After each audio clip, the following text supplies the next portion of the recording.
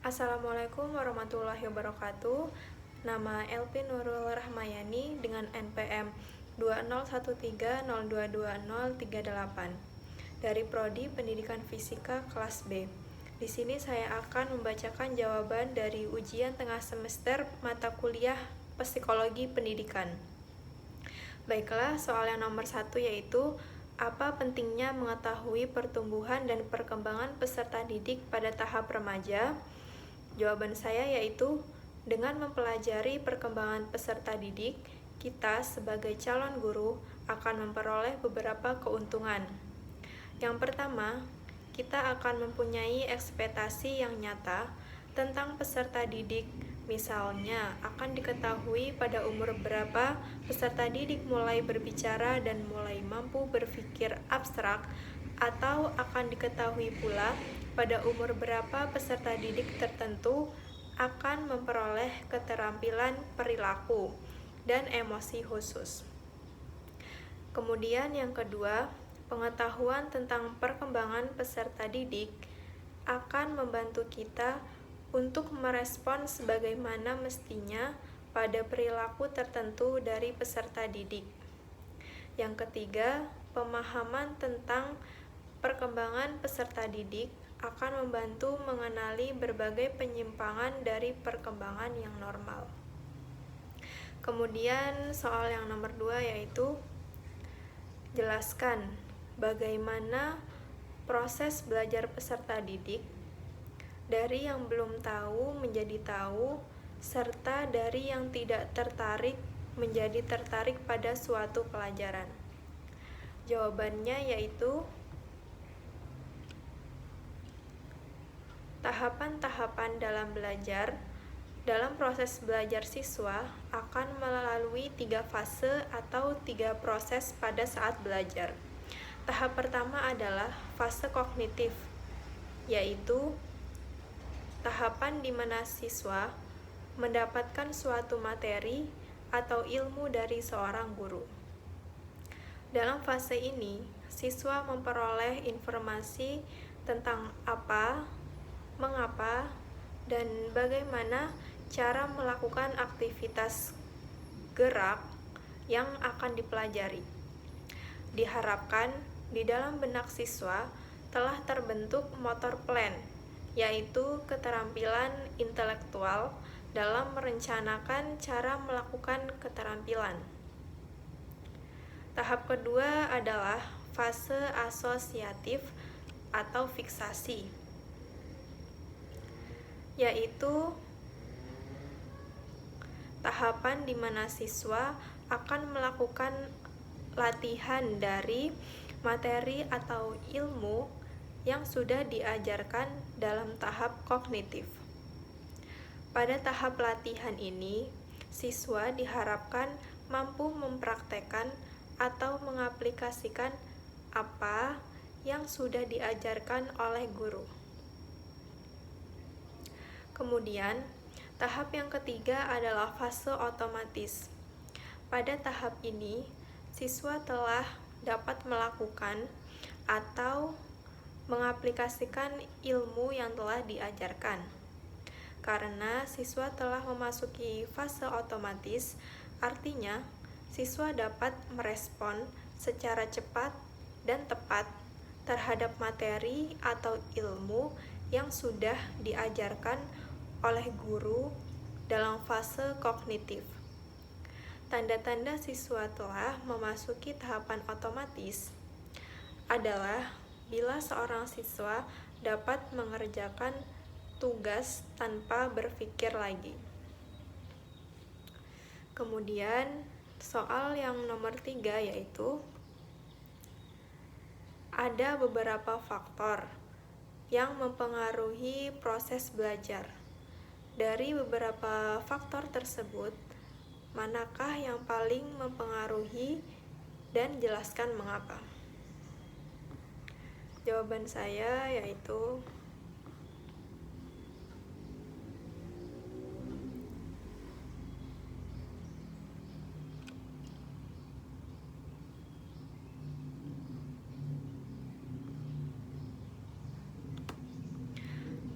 Faktor yang paling mempengaruhi proses belajar yaitu yang pertama ada faktor lingkungan. Lingkungan belajar merupakan salah satu faktor yang berasal dari luar atau faktor eksternal yang berpengaruh terhadap hasil belajar siswa. Lingkungan belajar yang nyaman dan efektif akan mendukung kegiatan pembelajaran berjalan dengan kondusif. Penciptaan kondisi lingkungan belajar yang efektif adalah salah satu aspek terpenting keberhasilan dalam pembelajaran. Lingkungan yang demikian adalah yang mampu menjadikan peserta didik fokus kepada pelajaran, terhindar dari hal-hal yang negatif seperti merokok, narkoba, dan pergaulan bebas. Adapun lingkungan yang mempengaruhi kegiatan belajar yaitu dari lingkungan keluarga, lingkungan sekolah, dan lingkungan masyarakat. Lingkungan keluarga merupakan lingkungan yang pertama yang dikenal anak, sehingga sangat berpengaruh terhadap perkembangan anak.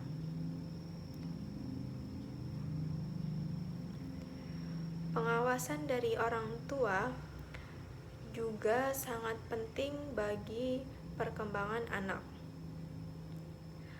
Lingkungan sekolah mempengaruhi hasil belajar siswa yang didapatkan anak dari pihak sekolah seperti interaksi guru, cara guru mengajar di kelas, serta sikap anak terhadap guru dan lingkungan belajarnya.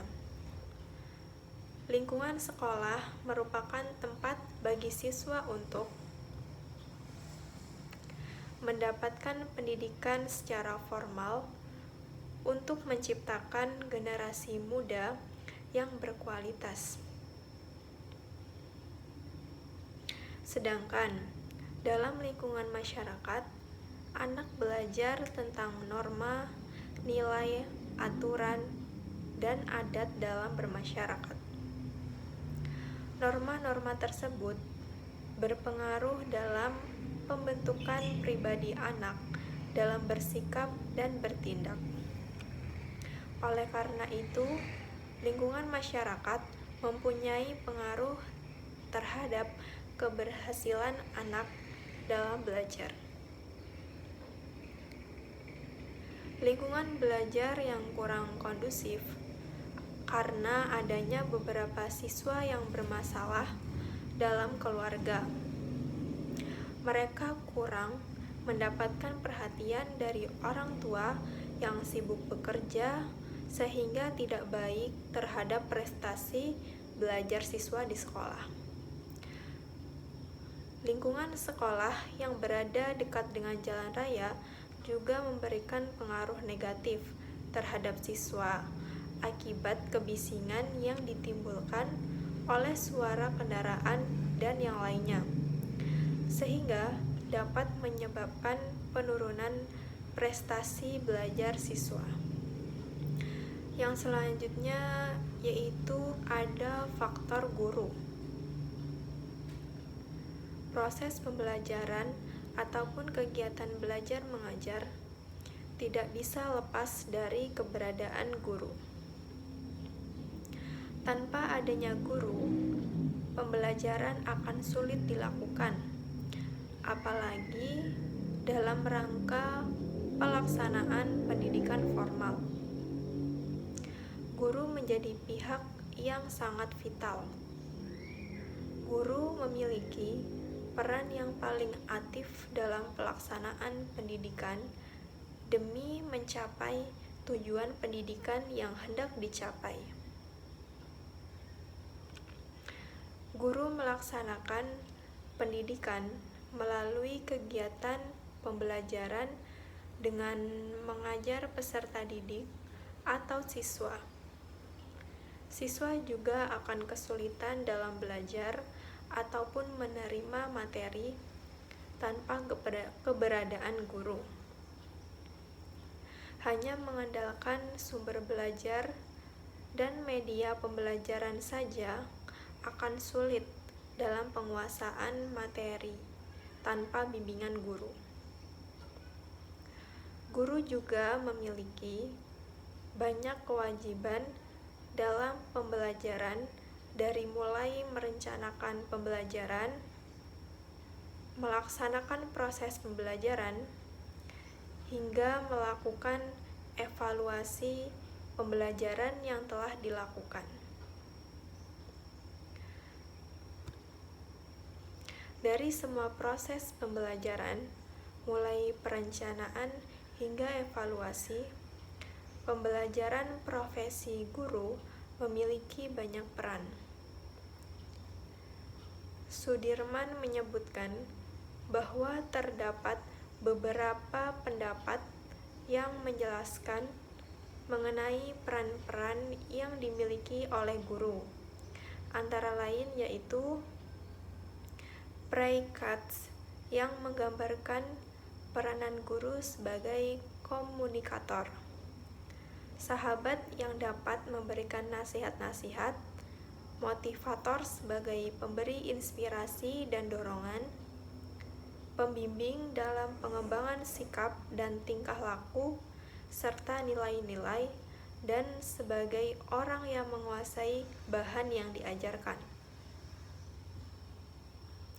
Selanjutnya ada Hevig Hartz menjelaskan bahwa peranan guru di sekolah sebagai pegawai dan hubungan kedinasan, sebagai bawahan terhadap atasannya, sebagai kolega dalam hubungannya dengan teman sejawat, sebagai mediator dalam hubungannya dengan anak didik, sebagai pengatur disiplin, evaluator, dan pengganti orang tua.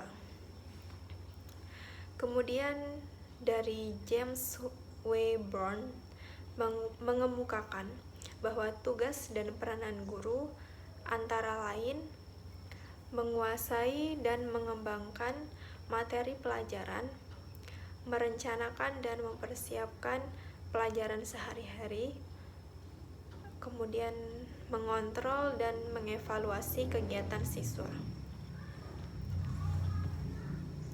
Kemudian dari Federasi dan Organisasi Profesional Guru Sedunia mengungkapkan bahwa peranan guru di sekolah tidak hanya sebagai transmitter dari ide, tetapi juga berperan sebagai transformer dan katalisator dari nilai dan sikap.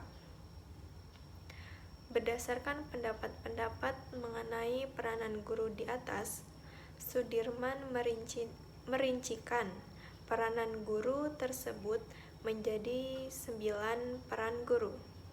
9 peranan guru dalam kegiatan belajar mengajar tersebut yaitu: yang pertama, sebagai informator, sebagai pelaksana mengajar informatif, laboratorium, studi lapangan, dan sumber informasi kegiatan akademik maupun umum. Yang kedua, sebagai organisator, yaitu sebagai pengelola kegiatan akademik, silabus, workshop, jadwal pelajaran, dan lain-lain. Organisasi komponen-komponen kegiatan belajar harus diatur oleh guru agar dapat mencapai efektivitas dan efisiensi dalam belajar pada diri guru maupun siswa. Yang ketiga, sebagai motivator. Peran sebagai motivator penting, artinya dalam rangka meningkatkan kegairahan dan pengembangan kegiatan belajar siswa. Guru harus mampu memberikan rangsangan, dorongan, serta reinforcement untuk mengembangkan potensi siswa, menumbuhkan swadaya atau aktivitas, dan daya cipta atau kreativitas, sehingga akan terjadi dinamika dalam proses belajar. Yang selanjutnya sebagai pengarah dan direktor. Guru harus dapat membimbing dan mengarahkan kegiatan belajar siswa sesuai dengan tujuan yang dicita-citakan. Yang kemudian sebagai inisiator. Guru sebagai pencetus ide-ide dalam proses belajar. Ide-ide yang dicetuskan hendaknya adalah ide-ide kreatif yang dapat dicontoh oleh anak didik. Yang selanjutnya sebagai transmitter. Dalam kegiatan belajar mengajar, guru juga bertindak selaku penyebar kebijaksanaan pendidikan dan pengetahuan. Yang kemudian sebagai fasilitator. Guru wajib memberikan fasilitas atau kemudahan dalam proses belajar mengajar, misalnya dengan menciptakan suasana kegiatan pembelajaran yang kondusif, serasi dengan perkembangan siswa, sehingga interaksi belajar mengajar berlangsung efektif dan optimal. Kemudian sebagai mediator. Mediator ini dapat diartikan sebagai penengah dalam kegiatan belajar siswa. Misalnya saja menengahi atau memberikan jalan keluar atau solusi ketika diskusi tidak berjalan dengan baik. Mediator juga dapat diartikan sebagai penyedia media pembelajaran. Guru menentukan media pembelajaran mana yang tepat digunakan dalam pembelajaran. Yang selanjutnya sebagai evaluator. Guru memiliki tugas untuk menilai dan mengamati perkembangan prestasi belajar peserta didik. Guru memiliki otoritas penuh dalam menilai peserta didik, namun demikian evaluasi tetap harus dilaksanakan dengan objektif. Evaluasi yang dilakukan guru harus dilakukan dengan metode dan prosedur tertentu yang telah direncanakan sebelum kegiatan pembelajaran dimulai. Bisa dilihat bahwa guru memiliki banyak peran yang harus dikerjakan bersamaan. Dari peran-peran yang dimiliki guru tersebut, tentunya guru mengemban tugas yang cukup kompleks, bukan hanya sekedar mengajar saja. Sangat pantas profesi guru diberikan apresiasi yang tinggi karena jasanya yang aktif dalam rangka mencerdaskan kehidupan bangsa seperti yang tertuang pada pembukaan Undang-Undang Dasar 1945. Kemudian soal yang selanjutnya yaitu nomor 4. Jelaskan secara singkat karakteristik perkembangan emosi remaja dan bagaimana kondisi emosi remaja yang terjadi apabila tidak dibekali pemahaman dari guru ataupun orang tua. Jawabannya yaitu masa remaja atau masa adolensia merupakan masa peralihan atau masa transisi antara masa anak ke masa dewasa. Pada masa ini, individu mengalami perkembangan yang pesat mencapai kematangan fisik, sosial, dan emosi. Pada masa ini, dipercaya merupakan masa yang sulit bagi para remaja sendiri maupun bagi keluarga dan lingkungannya. Perubahan-perubahan fisik yang dialami remaja juga menyebabkan adanya perubahan psikologis. Emosi yang tinggi dapat termanifestasikan dalam berbagai bentuk tingkah laku seperti bingung, emosi berkobar-kobar, atau mudah meledak. bertengkar, tak bergairah, pemalas, membentuk mekanisme pertahanan diri. Emosi yang tinggi ini tidak berlangsung terus-menerus selama masa remaja. Dengan bertambahnya umur, maka emosi yang tinggi akan mulai mereda atau menuju kondisi yang stabil.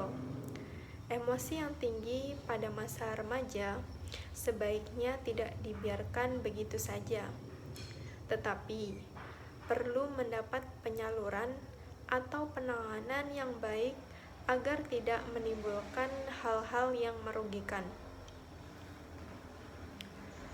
Pola emosi masa remaja hampir sama dengan pola emosi masa kanak-kanak. Jenis yang secara normal dialami adalah cinta atau kasih sayang, gembira, amarah, takut, sedih, dan lainnya lagi. Perbedaannya terletak pada macam dan derajat rangsangan yang membangkitkan emosinya, dan khususnya pola pengendalian yang dilakukan individu terhadap ungkapan emosi mereka. Apabila tidak dibekali pemahaman dari guru ataupun orang tua, maka anak akan sulit mengendalikan emosinya, sehingga menjadi lebih pemarah dan sulit dinasehati, dan biasanya menjadi individu yang bebas dan sulit mendapat kritikan atau masukan yang juga dapat mengganggu proses belajar. Kemudian soal yang selanjutnya yaitu nomor 5. Bagaimana memaksimalkan aktivitas belajar pada peserta didik agar mereka mampu menyeimbangkan antara berpikir dan mengingat?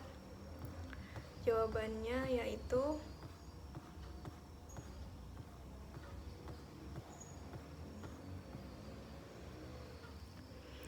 untuk memaksimalkan antara berpikir dan mengingat, yaitu dengan cara memilih model pembelajaran yang tepat, seperti model pembelajaran yang memfokuskan pada siswa untuk melakukan suatu percobaan, lalu menganalisis dari percobaan tersebut. Contohnya yaitu model pembelajaran project based learning atau pembelajaran berbasiskan proyek merupakan pembelajaran yang lebih menekankan pada proyek atau kegiatan sebagai bentuk pembelajarannya untuk melihat kompetensi, sikap, keterampilan, maupun pengetahuan siswa.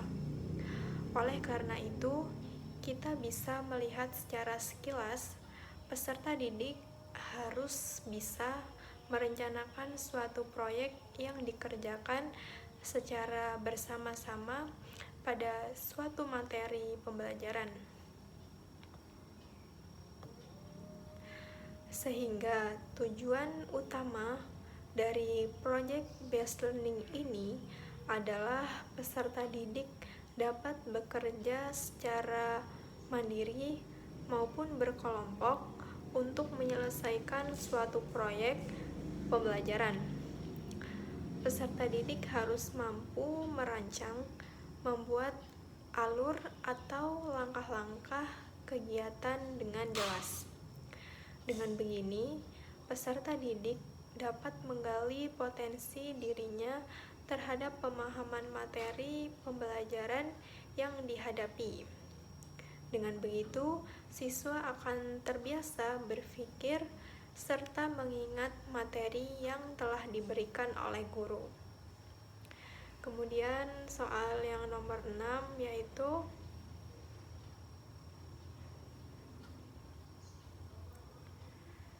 seberapa penting motivasi dalam kegiatan belajar, lalu bagaimana cara melihat motivasi peserta didik yang kurang, dan bagaimana cara memberikan motivasi kepada peserta didik?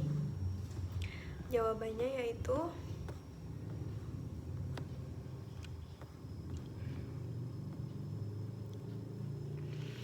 Motivasi penting dalam membentuk seberapa besar minat belajar siswa. Motivasi juga mempengaruhi seberapa banyak siswa akan mempelajari dari suatu kegiatan pembelajaran, atau seberapa banyak penerapan siswa dalam menangkap informasi yang disajikan kepada mereka. Siswa yang terdorong untuk belajar dan menggunakan kognitif yang lebih tinggi dalam mempelajari materi tersebut, sehingga siswa dapat menyerap dan menangkap lebih baik. Motivasi belajar siswa merupakan faktor utama dalam keberhasilan belajar siswa. Siswa yang termotivasi dengan baik akan menghasilkan tingkat keberhasilan yang lebih baik. Motivasi terbagi menjadi dua, yaitu yang pertama, motivasi dari dalam diri sendiri atau intrinsik. Motivasi intrinsik adalah motivasi yang tercakup dalam situasi belajar yang bersumber dari kebutuhan dan tujuan-tujuan siswa sendiri. Motivasi ini sering disebut motivasi murni atau motivasi yang sebenarnya, yang timbul dalam diri peserta didik, misalnya keinginan untuk mendapatkan keterampilan tertentu, memperoleh informasi dan pemahaman, mengembangkan sikap untuk berhasil, menikmati kehidupan, secara sadar memberikan sumbangan kepada kelompok, keinginan untuk diterima oleh orang lain, dan sebagainya. Keinginan belajar ini memang diminati dan dibarengi dengan perasaan senang. Dorongan tersebut mengalir dari dalam diri seseorang yang kebutuhan belajar. Ia percaya tanpa belajar yang keras hasilnya tidak maksimal. Yang kedua ada motivasi dari luar atau intrinsik. Motivasi intrinsik adalah motivasi yang disebabkan oleh faktor-faktor dari luar. Situasi belajar seperti angka, kredit, ijazah, tingkatan, hadiah, medali, pertentangan, dan persaingan yang bersifat negatif ialah sarkasme, ejekan, dan hukuman.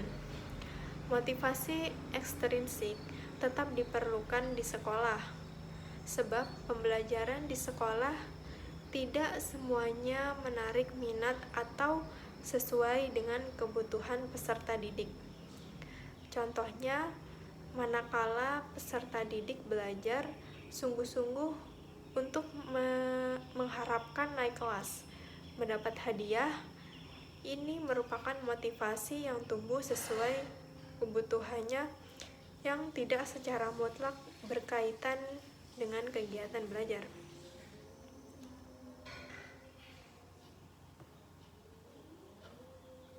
Kemudian cara melihat motivasi peserta didik yang kurang yaitu dengan cara memperhatikan peserta didik ketika belajar di kelas.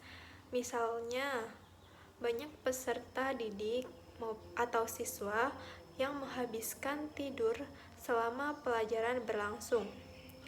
Siswa mengabaikan penjelasan guru dan yang lain-lain. Kemudian cara memberikan motivasi kepada peserta didik yaitu yang pertama, ciptakan suasana kelas yang kondusif. Kelas yang aman, tidak mendikte dan cenderung mendukung siswa untuk berusaha dan belajar sesuai minatnya akan menumbuhkan motivasi untuk belajar. Apabila siswa belajar di suatu kelas yang menghargai dan menghormati mereka dan tidak memandang kemampuan akademis mereka, maka mereka cenderung terdorong untuk mengikuti proses belajar. Yang kemudian jadikan siswa peserta aktif. Pada usia muda, sebaiknya diisi dengan melakukan kegiatan, berkreasi, menulis, berpetualang, mendesain, menciptakan sesuatu, dan menyelesaikan suatu masalah. Jangan jadikan siswa peserta pasif di kelas, karena dapat menurunkan minat dan mengurangi rasa keingintahuannya. Gunakanlah metode belajar yang aktif dengan memberikan siswa tugas berupa simulasi penyelesaian suatu masalah untuk menimbulkan motivasi dalam belajar. Jangan berikan jawaban apabila tugas tersebut dirasa sanggup dilakukan oleh siswa. Yang kemudian berikan masukan. Berikan masukan pada siswa dalam mengerjakan tugas mereka. Gunakan kata-kata yang positif dalam memberikan komentar.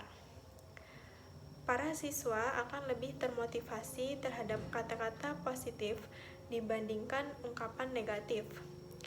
Komentar positif akan membangun kepercayaan diri. Kemudian ciptakan situasi di mana Anda percaya bahwa seorang siswa bisa maju dan sukses di masa mendatang. Kemudian hargai kesuksesan dan keteladanan mereka. Hindari komentar negatif terhadap kelakuan buruk dan performa rendah yang ditunjukkan siswa Anda. Akan lebih baik bila Anda memberikan apresiasi bagi siswa yang menunjukkan kelakuan dan kinerja yang baik. Ungkapan positif dan dorongan sukses bagi siswa Anda merupakan penggerak yang sangat berpengaruh dalam memberikan aspirasi bagi siswa lain untuk berprestasi. Kemudian, antusias dalam mengajar. Antusiasme seorang guru dalam mengajar merupakan faktor yang penting untuk menumbuhkan motivasi dalam diri siswa.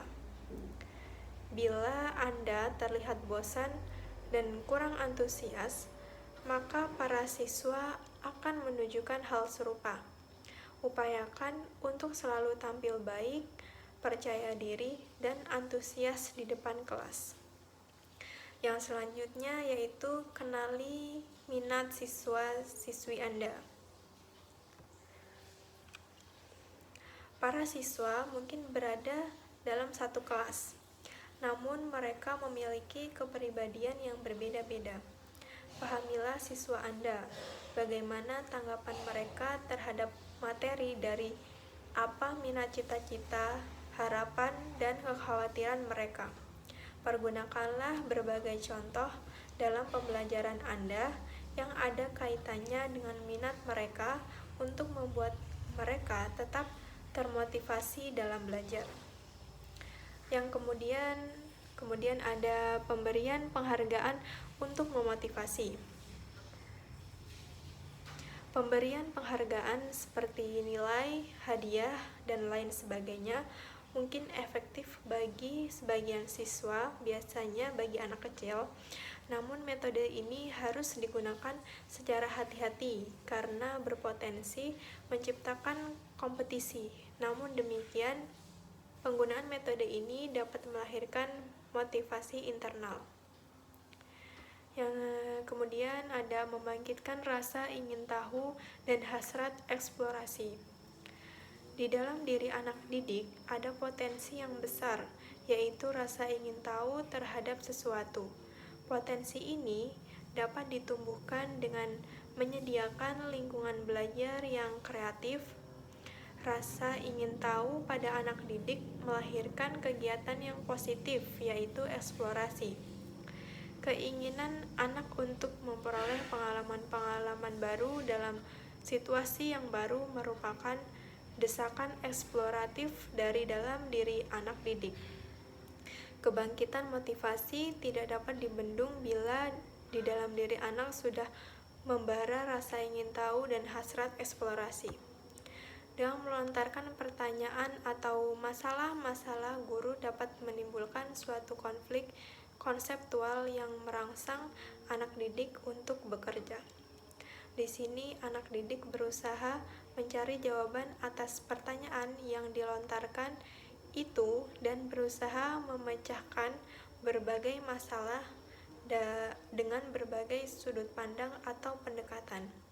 Motivasi akan berakhir bila konflik itu terpecahkan atau bila timbul rasa bosan untuk memecahkannya.